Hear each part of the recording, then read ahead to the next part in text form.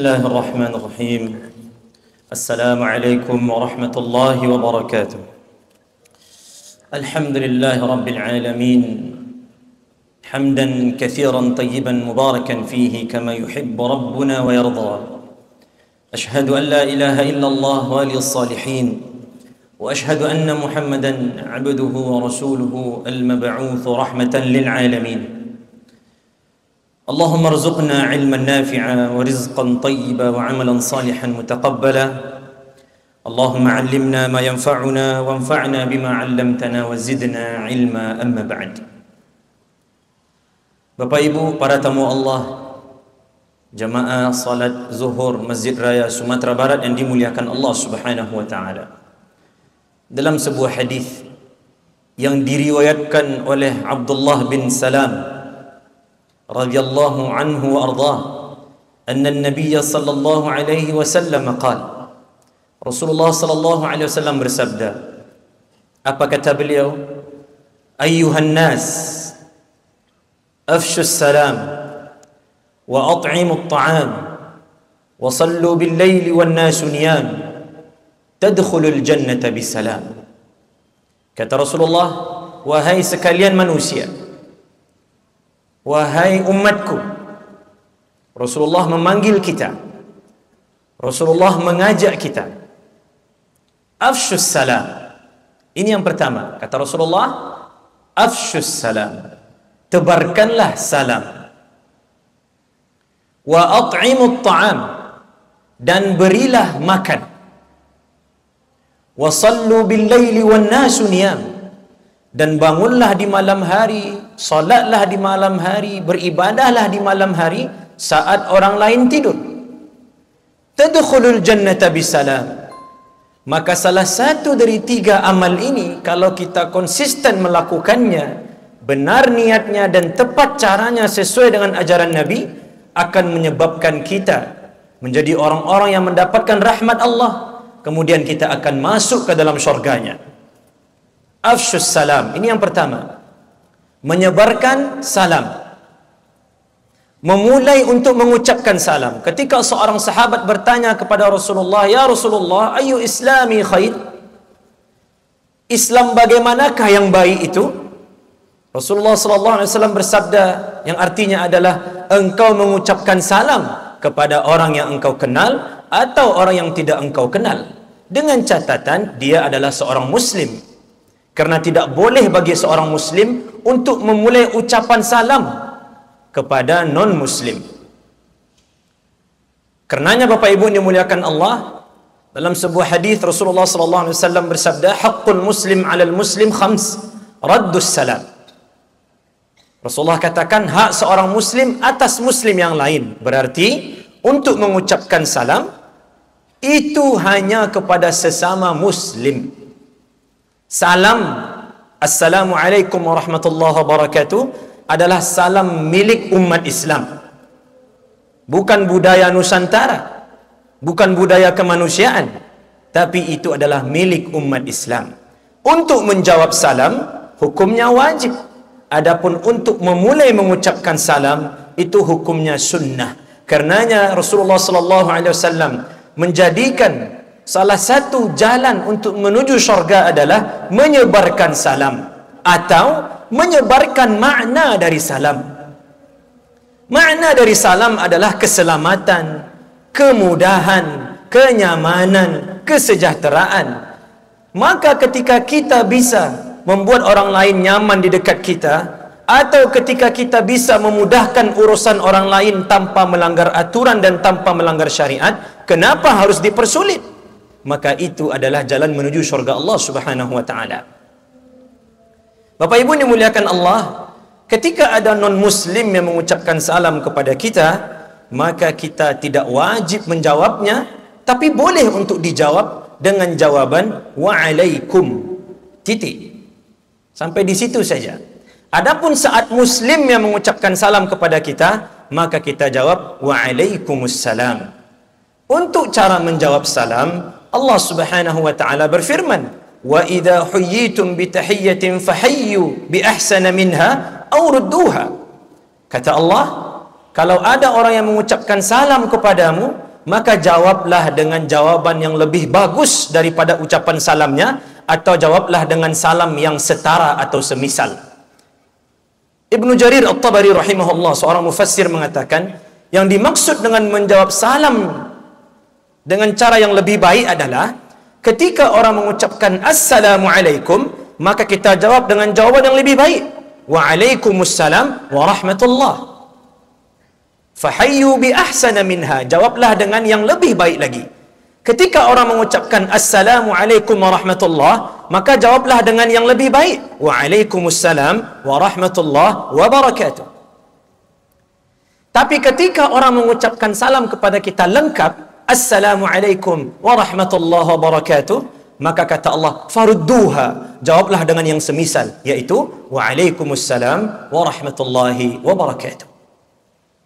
Bapak Ibu dimuliakan Allah Subhanahu wa taala, ini amalan yang pertama, menyebarkan salam. Yang kedua, it'amut ta'am. Bagi Bapak Ibu yang dimuliakan Allah yang baru datang dan berniat untuk salat, untuk duduk di masjid, marilah kita salat tahiyatul masjid terlebih dahulu sebelum kita duduk dan melanjutkan kegiatan di masjid. Jazakumullah khairan. Yang kedua adalah it'amut ta'am, yaitu memberi makan. Rasulullah SAW menjadikan sunnah, bahkan menjadi jalan menuju syurga ketika kita mentraktir orang lain. Dan ini merupakan amalan yang di dalamnya ada masyaqqah, ada kesulitan. Nah, semakin tinggi kesulitan saat beramal, maka semakin tinggi pahala yang akan didapatkan. Begitu dalam kaedah dikatakan, al-ajru ala qadri masyaqqah. Pahala yang akan kita dapatkan itu setara dengan kesusahan yang kita dapatkan saat melakukan amal tersebut. Bapak Ibu dimuliakan Allah Subhanahu wa taala, dalam surah Al-Balad jelas-jelas Allah Subhanahu wa taala berfirman, au it'amun fi yaumin dhi masghabah. Salah satu amalan yang dicintai Allah Subhanahu wa taala adalah memberi makan saat hari kelaparan ketika orang saling meminta. Bahkan Rasulullah SAW bersabda memotivasi kita untuk jangan sampai kita tidak mau berbagi dengan alasan sedikit makanan. Apa kata Rasulullah? Ta'amul ithnain kafi thalatha, wa ta'amul thalatha kafi al-arba'ah, atau kama qala sallallahu alaihi wasallam. Makan untuk 2 orang itu cukup untuk 3. Untuk 3 orang. Artinya kalau ada 2 orang, ada 2 porsi, undang orang 1 lagi. Dan makanan 3 porsi itu cukup untuk 4 orang. Artinya ada motivasi dari Rasulullah, jangan sampai gara-gara alasan sedikit makanan kita malah tidak berbagi. Bapak Ibu dimuliakan Allah Subhanahu wa taala, Ibnu Umar radhiyallahu anhu bertanya kepada Rasulullah, "Ya Rasulullah, ayyun nasi ahabbu ila Allah wa ayyul a'mali ahabbu ila Allah?" Jadi ada 2 pertanyaan Ibnu Umar, anaknya Umar bin Khattab. Seorang pemuda bertanya kepada Rasulullah, "Ya Rasulullah, manusia manakah yang paling dicintai Allah? Dan amalan apakah yang paling dicintai Allah?" Kata Rasulullah, manusia yang paling dicintai Allah adalah anfa'uhum linnas, yang paling bermanfaat untuk orang lain. Dan amalan yang paling dicintai Allah Subhanahu wa taala adalah sururun tudkhiluhu ala muslim. Ini yang pertama, kamu buat orang lain senang, membahagiakan orang lain dengan catatan tidak melanggar aturan dan tidak melanggar syariat. Yang kedua, amalan yang paling dicintai Allah adalah takshifu anhu kurbah, kamu berikan solusi untuk sesama muslim, berikan dia solusi untuk permasalahannya. Yang ketiga, taqdi anhu dainan, kita bayarkan hutangnya atau kita lunasi hutangnya. Ini besar pahalanya di sisi Allah. Dan yang terakhir adalah tatrudu anhu jau'an, jangan kita biarkan dia kelaparan, artinya kita beri makan. Ini adalah amalan yang paling dicintai Allah Subhanahu wa taala. Hablum minan nas. Bapak Ibu dimuliakan Allah Subhanahu wa taala, dan tentu saat kita it'amut ta'am, saat kita memberi makan kepada orang lain, akan timbul rasa cinta kepada sesama. Karenanya Ibnu Umar mengatakan, afshus salam wa at'imut ta'am wa kunu ikhwanan kama amarakumullah. Ini kata Ibnu Umar. Kata beliau, tebarkanlah salam dan berilah makan, maka kalian akan menjadi saudara sebagaimana yang Allah Subhanahu wa taala perintahkan. Bukankah dalam sebuah hadis Rasulullah bersabda, tahadu tahabu, saling memberilah kalian, maka kalian akan saling mencintai. Jangan hanya berpikir bagaimana kita bisa mendapatkan, tapi bagaimana kita bisa saling memberi. Makanya Rasulullah motivasi kita untuk memberi makan. Sunnah untuk mentraktir orang, tapi makruh untuk minta-minta ditraktir. Bahkan dalam sebuah hadis lain yang artinya Rasulullah bersabda, akan meleleh wajah seseorang yang suka meminta-minta, padahal dia memiliki kemampuan. Bapak Ibu dimuliakan Allah, amalan terakhir dari hadis yang dikatakan oleh Abdullah bin Salam dari Rasulullah SAW adalah qiyamul lail. Wa sallu bil laili wan nasu niyam. Saat orang lain tidur, saat tetangga kita tidur, maka kita bangun untuk menghidupkan malam-malam kita. Bukankah Allah Subhanahu wa taala memerintahkan kepada Nabi, ya ayuhal muzammil qumil laila illa qalila. Dirikanlah malam walaupun sedikit saja. Jangan lupa untuk tidur, karena Rasulullah sallallahu alaihi wasallam tidur baru kemudian beliau bangun. Kita korbankan beberapa menit atau mungkin 1 jam atau setengah jam atau seperempat jam waktu tidur kita untuk Allah Subhanahu wa taala. Yang pertama, Bapak Ibu dimuliakan Allah, keutamaan qiyamul lail selain dia jalan masuk syurga, dia juga merupakan sebab Allah berikan tempat khusus nanti di syurga yang tinggi bagi orang yang rajin qiyamul lail. Tapi tentu solat wajib sudah selesai. Jangan sampai gara-gara alasan tahajud, alasan qiyamul lail, malah subuhnya molor. Jangan sampai gara-gara alasan jam 2 tahajud, jam 3 tahajud, nanti subuhnya jam 8 pagi. Sudah dijamak saja dengan solat duha. Ini tidak benar. Yang benar adalah maksimalkan solat wajibnya, lalu ditambah dengan qiyamul lail. Yang pertama, orang-orang yang qiyamul lail adalah orang-orang saleh. Di dalam surah Ali Imran dijelaskan oleh Allah, laisu sawa'a. Mereka itu tidak sama. Dan ciri-ciri orang saleh dalam ayat tersebut, kata Allah Subhanahu wa taala, mereka qiyamul lail, mendirikan malam. Berikutnya adalah kita akan digolongkan menjadi ibadur rahman. Di dalam surah Al-Furqan ketika Allah Subhanahu wa taala mensifati ibadur rahman khusus, nih ada orang-orang khusus yang menjadi hamba Allah. Apa kata Allah? Walladzina yabituna lirabbihim sujjadan wa qiyama. Mereka itu bermalam dalam keadaan sujud, artinya tidak tidur saja. Mereka sengaja bangun untuk Allah Subhanahu wa ta'ala. Dan orang yang tahajud atau qiyamul lail akan mendapatkan surprise yang besar dari Allah Subhanahu wa ta'ala.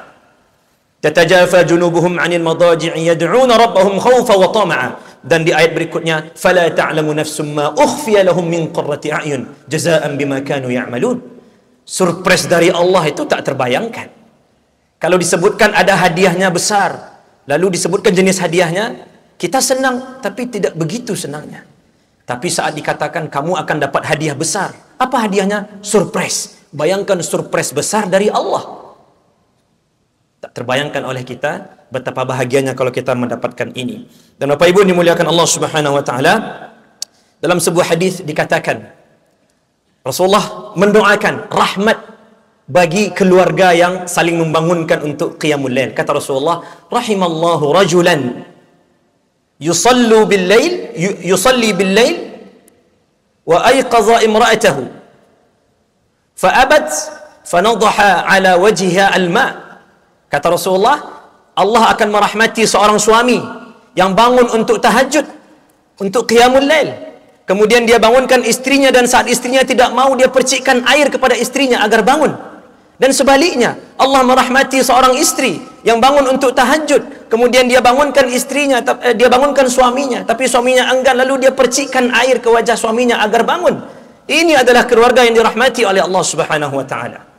Berarti kita bisa kita simpulkan, hadirin yang dimuliakan Allah, salah satu cara untuk mengantarkan keluarga menjadi sakinah, mawaddah, warahmah, salah satu cara untuk mengantarkan keluarga kita menjadi keluarga di dunia dan di surga adalah dengan membiasakan qiyamul lail. Walaupun tidak dituntut untuk berjamaah saat tahajud, tapi kita diminta untuk membangunkan keluarga kita. Suami membangunkan istri dan istri membangunkan suami. Bahkan sunnah memercikkan air ke wajahnya saat salah satu dari mereka enggan untuk bangun mendirikan malam untuk Allah Subhanahu wa taala. Maka Bapak Ibu dimuliakan Allah, inilah 3 amalan penting bagi kita agar kita bisa masuk ke dalam syurga Allah. Yang pertama, menyebarkan salam, yang kedua, memberi makan, dan yang ketiga, mendirikan malam kita, mengorbankan malam kita untuk Allah Subhanahu wa taala. Di siang hari kita bekerja, kita mengajar, kita di kantor berdagang untuk mencari dunia kita, lalu setelah Isya kita istirahat, dan sisihkanlah beberapa menit untuk Allah Subhanahu wa taala dari waktu tidur kita, sehingga kita akan mendapatkan kebaikan-kebaikan yang selama ini kita rindukan.